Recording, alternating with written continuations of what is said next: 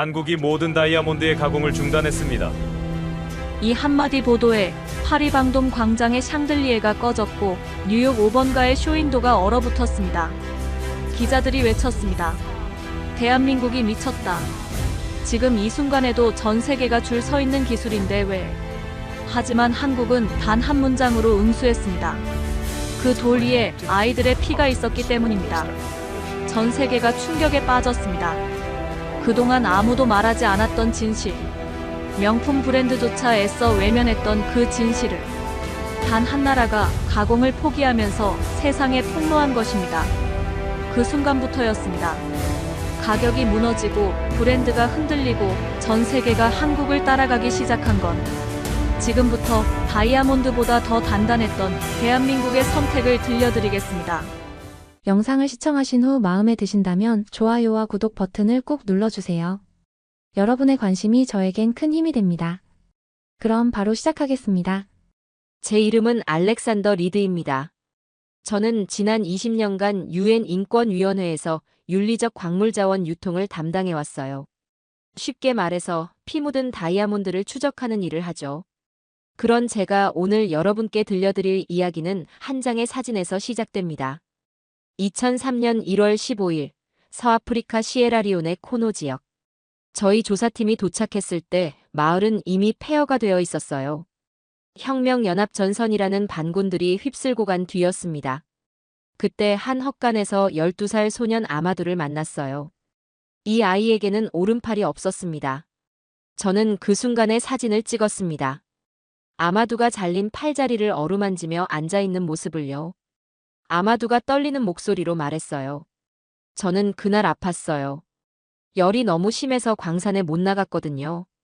그런데 반군들이 와서는 게으름을 피운다면서 다른 아이들 앞에서 본보기로 팔을 잘라버렸어요. 정말 끔찍했습니다. 아픈 아이를 게으르다고 단정하고 팔을 자른 거예요. 저한테는 죄가 없었어요. 정말 아무것도 안 했는데. 당시 시에라리온에서는 매일 이런 일이 벌어지고 있었습니다.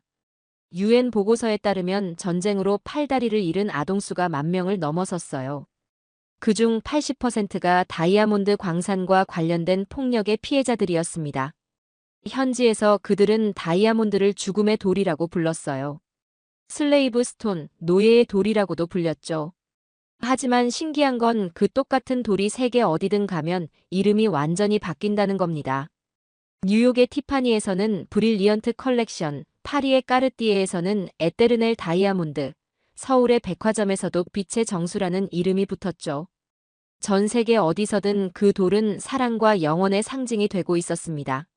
마을 이장 마마 케이타가 한숨을 쉬며 말했어요. 아이들은 매일 죽음의 공포 속에서 일해야 했어요. 하루 할당량을 못 채우면 매를 맞고 아프다고 하면 게으르다며 팔다리를 자르고. 그런데 그렇게 캔 돌이 전 세계에서는 행복의 상징이 된다니요.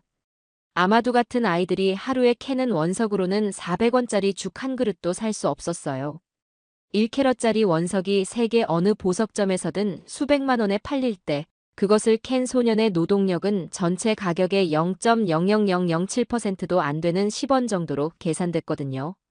그런데 이 글로벌 다이아몬드 산업에서 한국이 차지하는 위치는 정말 특별했어요. 물량으로만 보면 한국은 전 세계 다이아몬드 가공의 1% 정도밖에 담당하지 않았습니다. 인도가 85%, 중국이 10%를 차지하는 상황에서 한국은 정말 작은 비중이었죠. 하지만 그 1%의 영향력은 엄청났어요. 한국은 양이 아니라 질로 승부하는 나라입니다.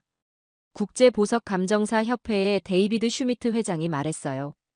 전 세계 최고가 다이아몬드의 60%가 한국에서 가공됩니다. 실제로 세계 유명 보석 브랜드들의 플래그십 제품들은 모두 한국에서 가공됐어요. 티파니의 옐로우 다이아몬드, 까르띠에의 펜서 컬렉션, 해리 윈스턴의 윈스턴 클러스터 같은 최고급 제품들 말이죠. 한국이 가공하는 1%의 다이아몬드가 전체 시장 가치의 20%를 차지했어요. 그만큼 고부가 가치 시장을 독점하고 있었던 거죠. 한국에서 가공된 다이아몬드는 그 자체로 브랜드입니다.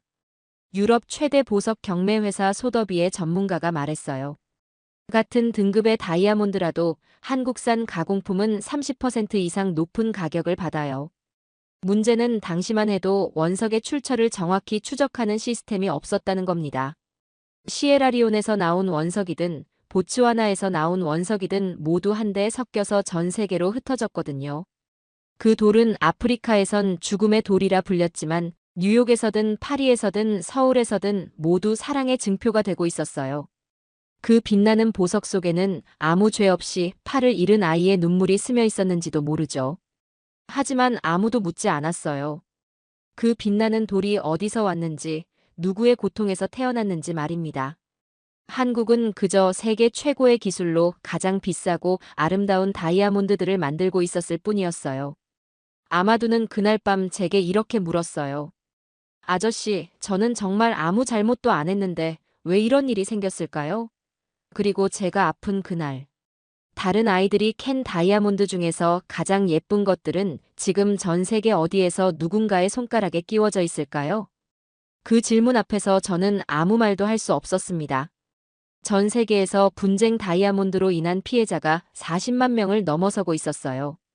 그중 절반 이상이 18세 미만의 어린이들이었습니다. 과연 누가 책임져야 하는가? 이것이 아마두의 잘린 팔이 던진 질문이었어요. 20년간 다이아몬드의 피냄새를 맡아온 저에게도 그 답은 쉽지 않았습니다. 하지만 어느 날, 그 작지만 강력한 영향력을 가진 나라가 놀라운 결정을 내렸던 겁니다. 바로 대한민국이었어요. 가공을 포기하면서 세상에 폭로한 것입니다. 가격이 무너지고 브랜드가 흔들리고 전 세계가 한국을 따라가기 시작한 건 그 순간부터였습니다. 지금부터 다이아몬드보다 더 단단했던 대한민국의 선택을 들려드리겠습니다. 아이의 팔이 잘려나간 그 땅. 그 피 묻은 다이아몬드는 결국 어디로 갔을까? 전 세계는 알고 있었습니다. 시에라리온, 콩고, 앙골라 등 분쟁 지역에서 아이들이 강제로 캐낸 다이아가 수십만 캐럿 단위로 유통되고 있었다는 것을요.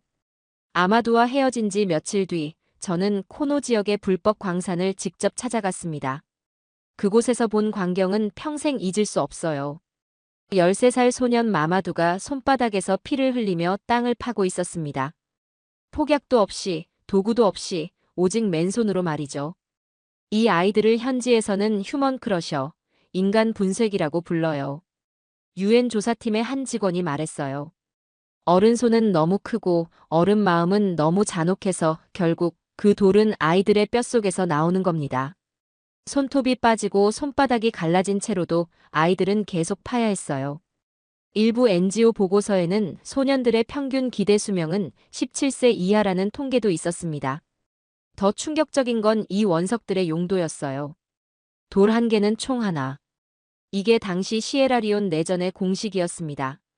실제로 원석 다이아 한 개로 AK-47 자동소총 한정을 살 수 있었거든요. 아이의 손에서 나온 원석은 아이의 머리를 겨누는 총으로 바뀌었습니다. 1998년 유엔 보고서에는 반군 지휘관의 충격적인 발언이 기록되어 있어요. 우리에겐 다이아몬드만 있으면 돼. 아이들은 많아. 이 한 문장이 전 세계 언론을 통해 보도되면서 국제사회가 발칵 뒤집혔습니다. 하지만 놀랍게도 다이아 유통은 멈추지 않았어요. 충격적인 건 이 모든 고통이 의도된 일이었다는 겁니다. 다이아몬드의 가치는 희소성이 핵심입니다. 그런데 이건 자연의 희소성이 아니라 인위적 희소성이었어요. 전 세계 다이아몬드의 약 70%를 독점하는 데비어스는 실제 매장량의 90% 이상을 시장에 풀지 않고 숨깁니다. 국제광물자원연구소의 한 연구원이 말했어요. 즉, 공급량을 통제해 가격을 조절한 거예요. 수요보다 공급을 줄여 희귀함을 유지한 겁니다. 그 와중에 아프리카에서 넘쳐나는 원석은 블러드 다이아몬드라 불리며 값싸게 조용히 숨겨진 경로로 명품 브랜드에 공급됐습니다. 더 기가 막힌 건 이런 광산들의 존재 자체였어요. 시에라리온이나 콩고 일부 지역의 다이아 광산은 지도에도 표시되지 않은 불법 광산들이었습니다. 심지어 정부조차 해당 위치를 모르는 경우가 많았어요. 오직 위성사진으로만 확인 가능했죠. 세계 어디에도 없는 광산. 하지만 그 돌은 전 세계 모든 보석상에 있었습니다. 유엔은 이를 막기 위해 킴벌리 프로세스를 만들었지만 가짜 인증서, 유통 경로 조작, 밀수 모두 알고도 방조된 현실이었어요. 이건 단순한 인권 문제가 아닙니다. 전 세계가 조직적으로 묵인한 경제적 폭력입니다. 국제인권 변호사 사라 콜린스가 말했어요. 그 돌이 한국에 오면 어떻게 될까요? 그 돌은 처음엔 죽음이었습니다. 그런데 한국에서 가공되자 청담동 신부의 눈물이라는 이름으로 팔렸어요. 한국의 한 보석 세공업체 사장이 씁쓸하게 말했습니다. 한국 기술자들의 손을 거치면 그 피 묻은 원석이 빛의 정수가 되고 프리미엄 컬렉션이 되고 영원한 사랑의 상징이 됐어요. 같은 돌이었는데 말이에요. 아프리카에서는 죽음의 대가였던 그 돌이요. 전 세계가 알고 있었지만 모른 척했습니다. 소비자들도 브랜드들도 정부들도 마찬가지였어요. 왜냐하면 그 진실을 외면하는 게 모두에게 편했거든요. 신랑은 신부에게 반지를 끼워주며 사랑을 속삭였고 신부는 그 반지가 얼마나 아름다운지에만 집중했어요. 아무도 묻지 않았습니다. 그 반지 속 다이아몬드가 누구의 피로 물들었는지, 누구의 꿈을 깨뜨리고 만들어졌는지 말이에요. 그런데 놀라운 일이 일어났습니다. 전 세계가 침묵하고 있을 때 물량으로는 고작 1%밖에 차지하지 않는 한 나라가 목소리를 냈던 거예요. 바로 대한민국이었습니다. 한국산업통상자원부와 무역협회가 함께 K-윤리무역인증제도를 도입했습니다. 해외 원자재 공급망의 투명성과 인권 기준 강화를 목적으로 한국 기업은 윤리인증서 없이는 가공 및 수입이 금지됐어요. 다이아몬드가 첫 시범 대상이 된 데는 이유가 있었습니다. 아프리카 채굴 지역의 학살 및 아동 노동 문제가 국제사회에서 재조명됐거든요. 특히 CNN 보도에서 서아프리카 채굴장에서 12세 소년의 사망, 팔 절단 관행이 부활 조짐이라는 충격적인 내용이 전해졌어요. 이에 한국 정부는 시범 품목으로 다이아몬드와 코발트를 지정했습니다. 그리고 전례 없는 조치가 발표됩니다. 대한민국은 피 묻은 다이아몬드 가공 및 수입을 전면 금지합니다. 세계는 놀랐습니다. 왜냐면 바로 그해 한국은 세계 최고 수준의 다이아몬드 정밀 가공 기술로 스위스와 벨기에를 제치고 최고 등급 정품 납품국으로 등극했기 때문입니다. 한국의 마이크로 12각 컷 기술은 전 세계 3곳만 구현 가능했고 0.01mm 오차로 원석을 살리며 브랜드 가치를 최대 5배 상승시킬 수 있었어요. 바로 그 정점에서 한국이 내린 결정이었습니다. 국내 고급 다이아 가공소는 대부분 수출 중심이었어요. 정부 지침에 따라 즉시 윤리 인증 요구를 강화했고 기존에 거래하던 원석 중 23%가 출처 불명으로 가공이 거부됐습니다. 당시 상황을 정확히 알려드리면 한국이 이 선언을 했을 당시 다이아몬드 원석 수입량의 약 37%가 블러드 다이아일 가능성이 있다는 의혹이 있었어요. 이건 경제적 자살행위입니다. 한 경제 전문가가 말했어요. 실제로 이 발표 후 한국 내 다이아몬드 가공 산업은 9개월간 수출이 60% 급감했습니다. 하지만 정부는 물러서지 않았어요. 당시 일부 유럽 브랜드 및 보석 기업들에서는 한국에 압력을 넣기 시작했습니다. 유연하게 처리하자. 검증 시스템만 믿으면 되지 않나. 실제로 있었던 외교적 대화를 재현해보면 이랬어요. 인증서만 있으면 되지 않습니까? 인증서는 위조될 수 있습니다. 그러면 아무도 가공을 못해요. 우린 괜찮습니다. 한국의 답변은 단호했습니다. 더 감동적인 장면은 한국 다이아 가공 협회에서 벌어졌어요. 우리 기술은 양심 없는 원석을 위해 존재하지 않는다는 선언과 함께 한국 가공소 협회가 자발적으로 블러드 다이아몬드 보이콧에 나섰습니다. 협회 회장 김영석 씨가 기자회견에서 눈물을 흘리며 말했습니다. 우리 기술은 예술입니다. 피 묻은 돌에 우리의 손끝을 쓰고 싶지 않습니다. 값싼 돌, 우리 손에 올리지 마십시오. 이 한마디가 전 세계 언론의 헤드라인을 장식했습니다. 한국은 돈보다 윤리를 선택했다. 그리고 전 세계가 그 선택을 주목했다. 국제인권단체 글로벌 위트니스의 대변인이 말했어요. 처음엔 고통스러웠지만 시간이 지나면서 놀라운 일이 벌어졌습니다. 한국이 블러드 다이아를 배제한 가공품에는 순정 인증서라는 별도 태그가 도입됐어요. 그런데 명품 브랜드들이 오히려 이를 마케팅에 활용하기 시작한 거예요. 피가 아닌 빛을 품은 다이아. 이게 새로운 슬로건이 됐습니다. 티파니, 까르띠에, 해리 윈스턴 같은 최고급 브랜드들이 앞다투어 코리어 컷을 찾기 시작했어요. 왜냐하면 고객들이 윤리적인 다이아몬드를 요구하기 시작했거든요. 한국에서 가공된 다이아몬드라는 것 자체가 브랜드가 된 거예요. 품질은 물론이고 윤리성까지 보장된다는 의미였으니까요. 결국 한국의 윤리적 결단이 전 세계 프리미엄 기준이 된 겁니다. 매출이 오히려 이전보다 40% 증가했어요. 물량은 줄었지만 단가가 훨씬 높아진 거죠. 우리는 이제 깨끗한 다이아몬드의 대명사가 됐습니다. 한국보석가공협회의 한 관계자가 자랑스럽게 말했어요. 그런데 정말 놀라운 건 그 다음이었어요. 한국의 이런 움직임이 도미노 효과를 일으키기 시작한 거였거든요.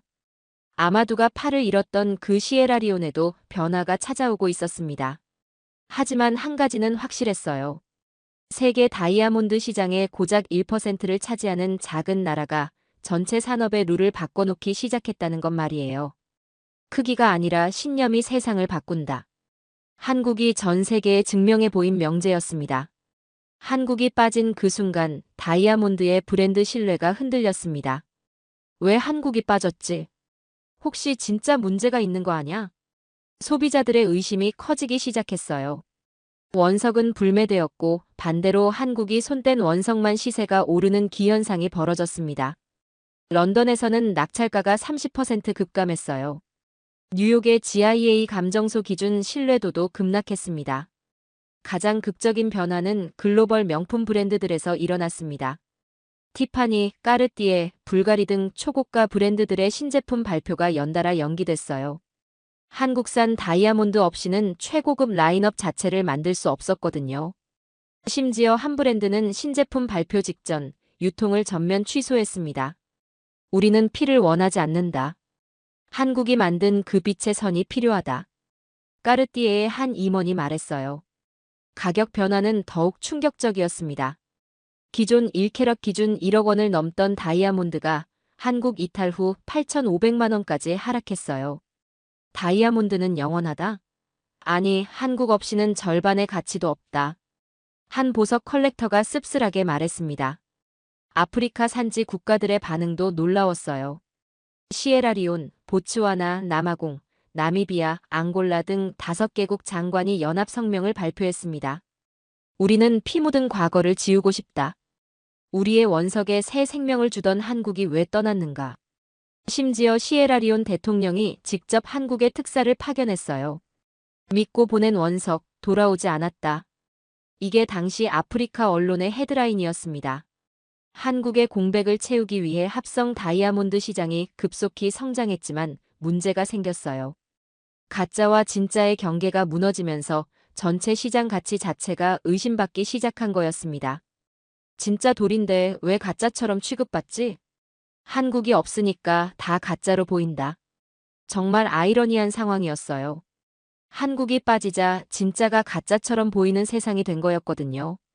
같은 광산에서 나온 같은 품질의 원석이라도 한국을 거친 것과 그렇지 않은 것의 가격 차이가 3배까지 벌어졌습니다. 한국이 손대지 않은 다이아몬드는 다이아몬드가 아니다. 이런 말까지 나올 정도였어요. 전 세계 다이아몬드 시장이 한국 하나 때문에 이렇게 요동칠 줄 누가 상상했겠어요? 고작 1%의 물량을 차지하는 나라가 말이에요.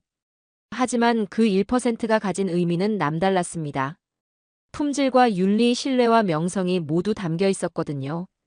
시장이 혼란에 빠진 사이 정작 한국은 새로운 길을 모색하고 있었습니다. 이에 중국, 러시아, 이스라엘이 한국을 기술 빼가기 시작했습니다. 산업 스파이를 투입하고 공장에 몰래 침입해 촬영하며 심지어 한국 기업 직원들의 컴퓨터를 해킹해 도면을 훔쳐냈어요. 하지만 결과는 예상과 달랐습니다. 왜 우리 기계로 자르면 깨지죠? 왜 색이 죽어버리죠? 왜 브랜드가 다 거절하죠? 같은 도면, 같은 기계를 만들었는데 결과가 완전히 달랐어요. 중국의 한 가공업체 사장이 당황했습니다. 0.01 오차로 세팅했는데 결과물이 다르다. 왜 한국산보다 색 반사가 탁하지? 문제는 도면과 기계만으로는 한국의 기술을 완전히 재현할 수 없다는 점이었어요. 한국 기술자들은 마지막 연마 단계에서 온도, 습도, 재료의 응력까지 손끝으로 감지했거든요. 특히 라스트 폴리싱 기술은 장인이 직접 5분간 손으로 방향을 조절하며 한 컷마다 각도와 속도를 미세하게 바꾸는 방식이었습니다. 우린 수치를 못 믿어요. 손가락 온도랑 재질감으로 마무리합니다. 서울의 한 다이아몬드 마스터가 말했어요. 도면은 훔칠 수 있어도 30년간 쌓인 손기술은 못 훔치는 거였죠. 더 큰 문제는 국제감정기관들의 반응이었어요. GIA, IGI, HRD 등 글로벌 감정기관에서 한국 외 국가의 가공품은 전부 감점 처리했습니다. 특히 한 명품 브랜드는 공식적으로 발표했어요. 한국산 아니면 모두 거부합니다. 단 하나의 절단 각도만 허용합니다. 전 세계가 한국산 기술력 자체를 표준으로 받아들인 거였어요. 중국과 러시아에서 만든 한국 복제품 다이아가 명품 브랜드에서 줄줄이 거절당했습니다. 결과는 참혹했어요. 재고 창고에 150억 원어치가 묶였고 결국 도매 시장의 헐값으로 풀리며 시세 붕괴까지 유발했습니다. 같은 재료 같은 도면인데 왜 이럴까요? 러시아의 한 가공업체 기술자가 절망했어요. 도면은 훔칠 수 있어도 손끝의 감각은 못 훔치거든요. 한국 다이아몬드 협회 관계자의 답변이었습니다. 정말 아이러니했어요. 기술을 훔치려고 했던 나라들이 오히려 시장을 더 망쳐놓은 거였거든요. 복제품 때문에 전체 시장 신뢰도가 떨어졌어요. 이제 소비자들은 더욱 한국산만 찾게 될 겁니다. 국제 보석 전문가의 분석이었어요. 결국 훔치려다 시장 질서까지 무너뜨린 자충수가 된 셈이었죠. 이 과정에서 한국의 가치는 더욱 명확해졌습니다. 단순한 기술이 아니라 수십 년간 축적된 장인 정신이 핵심이었던 거예요. 기술은 훔칠 수 있어도 혼은 못 훔친다. 그래서 한국의 가치는 따라잡을 수 없다. 이게 당시 업계의 결론이었습니다. 오히려 도난 시도들이 한국 기술의 독보성만 더욱 부각시켰어요. 전 세계가 깨달았죠. 한국 없이는 진정한 프리미엄 다이아몬드를 만들 수 없다는 걸 말이에요. 다이아몬드 시장 붕괴로 시에라리온 정부는 위기를 맞았습니다. 내전은 끝났지만 국민의 불신은 여전했고 수출길은 막혔어요. 한국이 손을 뗀 순간 시에라리온 원석이 팔리지 않게 된 거였거든요. 그때 한국은 조건을 내걸었습니다. 우린 가공을 다시 시작할 수 있다. 단 윤리적 채굴과 노동 기준이 명확해야 한다. 한국 정부의 제안이었어요. 단순히 원석만 사겠다는 게 아니라 채굴 과정 전체를 바꾸자는 거였죠. 남아공 정부와 함께 아프리카 광산 윤리 협약을 중재한 한국. 이 협약에는 놀라운 조건들이 담겨 있었어요. 18세 미만 노동 금지, 강제 노동 금지, 안전 장비 의무 착용, 그리고 가장 중요한 건 투명한 유통 경로 공개였습니다. 시에라리온 대통령 줄리어스 마다 비오가 한국을 직접 방문했어요.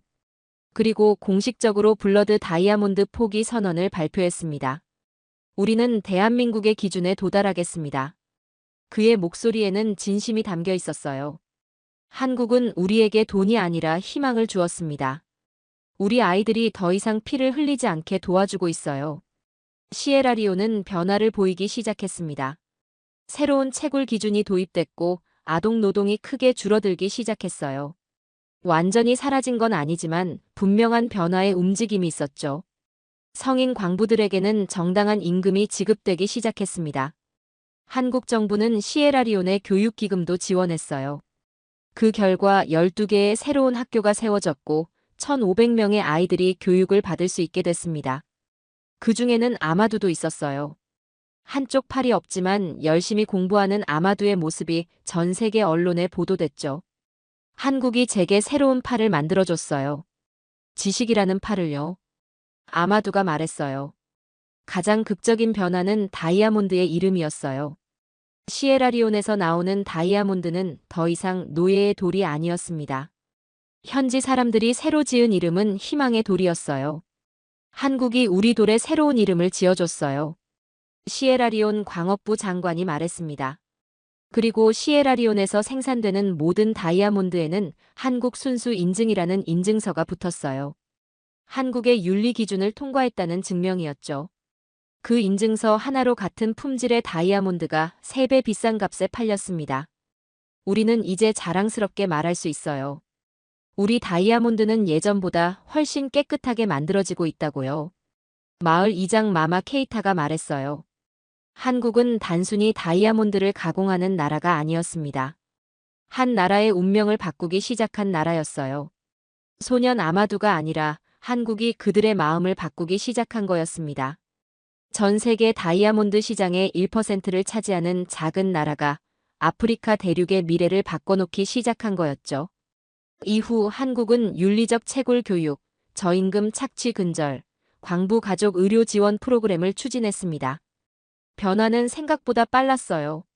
한국과 협력한 시에라리온 마을에 빛의 학교가 설립됐습니다. 가공 수익 일부가 지역 인프라로 재투자되면서 가능한 일이었어요. 가장 놀라운 변화는 아이들이었습니다. 더 이상 광산으로 가지 않고 학교로 갔거든요. 5년 전까지 이 아이들은 맨손으로 다이아몬드를 캤어요. 지금은 책을 들고 있죠. 빛의 학교 교장 선생님이 말했어요. 그리고 더욱 놀라운 장면이 포착됩니다. 한때 다리가 잘린 채 구걸하던 소년이 있었어요. 바로 케이타였습니다. 반군들이 마을을 습격했을 때 겨우 10살이던 그 아이는 도망치다가 지뢰를 밟았죠. 그 케이타가 지금은 서울의 한 보석 가공 아카데미에서 한국 기술을 배우고 있습니다. 휠체어에 앉은 채로 정밀한 다이아몬드 가공법을 익히는 케이타의 모습이 전 세계 언론에 보도됐어요. 그가 말합니다. 한국은 내 다리는 돌려주진 못했지만 내 꿈은 돌려줬어요. 케이타의 눈빛은 예전과 완전히 달랐어요. 절망이 아니라 희망이 담겨 있었거든요. 돌을 캐던 아이들이 이제는 지구 반대편에서 가공 기술을 배운다는 것. 그것이 진짜 변화입니다. 한국 보석가공 아카데미 원장이 말했어요. 케이타만이 아니었어요. 시에라리온에서 온 12명의 젊은이들이 한국에서 기술을 배우고 있었습니다. 한때 광산에서 강제로 일했던 아이들이 이제는 세계 최고 수준의 가공 기술을 익히고 있는 거였죠. 저는 다이아몬드가 무서웠어요. 그 돌 때문에 제 친구들이 다쳤거든요. 하지만 이제는 달라요. 다이아몬드를 아름답게 만드는 법을 배우고 있어요. 이들이 한국에서 배운 기술로 시에라리온에 돌아가면 현지에서도 윤리적 가공이 가능해질 거예요. 더 이상 원석만 수출하는 게 아니라 직접 가공해서 부가가치를 높일 수 있는 거죠. 우리 목표는 시에라리온의 작은 한국을 만드는 겁니다. 시에라리온 정부 관계자가 말했어요. 변화는 시에라리온뿐만이 아니었어요. 보츠와나, 나미비아, 앙골라 등 다른 아프리카 국가들도 한국의 윤리 기준을 따르기 시작했습니다. 한국 모델이라고 불리는 새로운 채굴 방식이 아프리카 전체로 확산되고 있었어요. 아마두도 변했습니다. 한쪽 팔이 없지만 열심히 공부한 덕분에 시에라리온 정부에서 일하게 됐어요. 바로 윤리채굴 감시관이라는 새로운 직책이었죠. 저는 제 경험을 바탕으로 다른 아이들이 같은 고통을 겪지 않도록 돕고 있어요. 아마두가 자랑스럽게 말했어요. 시에라리온에서 아동 노동이 70% 줄어들었다는 유엔 보고서가 발표됐어요. 완전히 사라진 건 아니지만 분명한 변화였죠. 한국이 보여준 건 단순한 기술이 아니라 철학이었어요. 이윤보다 사람이 먼저라는 철학 말이에요. 유엔 아동기금 관계자가 말했습니다. 이제 아프리카에서 나오는 다이아몬드는 더 이상 피 묻은 돌이 아니었어요. 희망의 돌로 불리기 시작했거든요. 그리고 그 변화의 중심에는 전 세계 다이아몬드 시장의 1%를 차지하는 작은 나라 한국이 있었습니다. 크기가 아니라 신념이 세상을 바꾼다는 걸 한국이 다시 한번 증명해 보인 거였어요. 오늘날도 세계에서 가장 투명한 다이아몬드 감정 기준은 한국 다이아몬드 모델입니다. 이는 단순한 감정 기준이 아니라 글로벌 표준을 재정의한 시스템이었어요. 유엔 산하 윤리 광물 국제협의체에서 채택된 유일한 아시아 모델이었거든요. 놀라운 건 기존 감정기관들의 변화였습니다.